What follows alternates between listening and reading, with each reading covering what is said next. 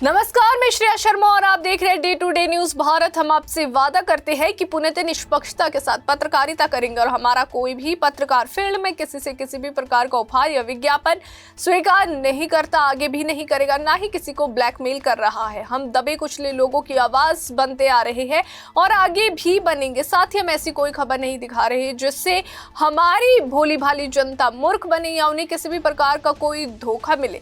हम पाखंड वाली कोई भी खबर नहीं दिखा रहे हैं। हम लोकतंत्र के चौथे स्तंभ को और अधिक मजबूत करने की पूरी कोशिश में लगे हुए हैं। अब बात करते हैं खबर की, जो इस वक्त की बड़ी और अहम खबर रूस और यूक्रेन से जुड़ी हुई है।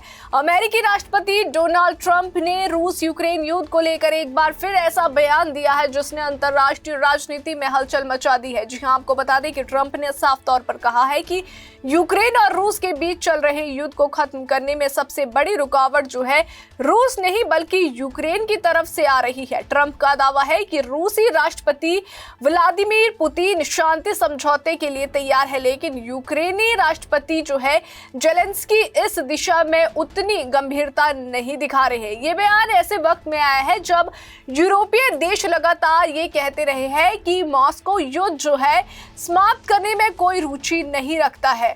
अगर बात की जाए ओवल ऑफिस में बुधवार को दिए गए एक इंटरव्यू में ट्रंप ने ये कहा था कि मुझे लगता है कि पुतिन जो है डील करने के लिए तैयार है, लेकिन यूक्रेन उतना तैयार नहीं है। जब उनसे पूछा गया कि अमेरिका के नेतृत्व में की जा रही बातचीत के बावजूद यूरोप के द्वितीय विश्व युद्ध के बाद जो है सबसे बड़े जर्मनी संघर्ष को अब तक क्यों नहीं सुलझाया जा सका, तो ट्रंप ने केवल एक शब्द में जवाब दिया, जेलेंस्की।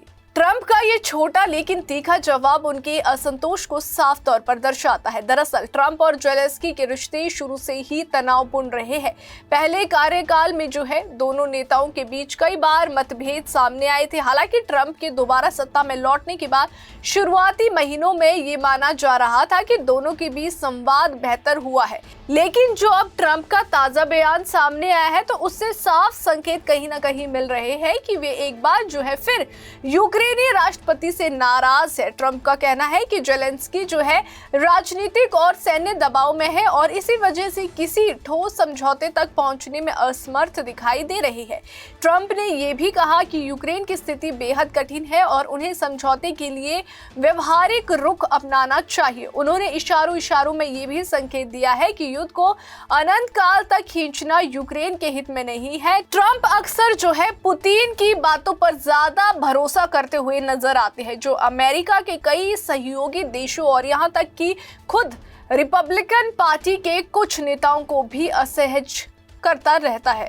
आपको बता दें कि यही वजह है कि वॉशिंगटन और यूरोपीय राजधानियों में जो है ट्रंप के इस बयान को लेकर चिंता बढ़ गई है। पिछले कुछ हफ्तों से अमेरिका के नेतृत्व में चल रही शांति वार्ताओं का मुख्य फोकस युद्ध के बाद जो है यूक्रेन को मिलने वाली सुरक्षा गारंटी पर है, ताकि भविष्य में रूस दोबारा हमला ना कर सके। इन वारदातों में जो है अमेरिका ने यूक्रेन पर दबाव डाला है कि वे जो है पूर्वी डोनबास क्षेत्र को छोड़ने के लिए तैयार हो जाए। डोनबास वही इलाका है जो इस युद्ध की जड़ में रहा है और जहां रूस जो है समर्थित अलगाववादी लंबे समय से सक्रिय है। इन संवेदनशील बातचीतों का नेतृत्व अमेरिकी विशेष दूत स्टीव विटकॉफ और साथ ही ट्रंप के दामाद जेरेड कुशर कर रहे हैं। आपको बता दें कि यूक्रेनी अधिकारी भी इन चर्चाओं में शामिल है, लेकिन अंदर खाने कई मुद्दों पर अभी भी सहमति नहीं बन पाई है। कुछ यूरोपीय अधिकारियों का कहना है कि पुतिन हालिया शर्तों पर जो है पूरी तरह से सहमत होने के मूड में नहीं है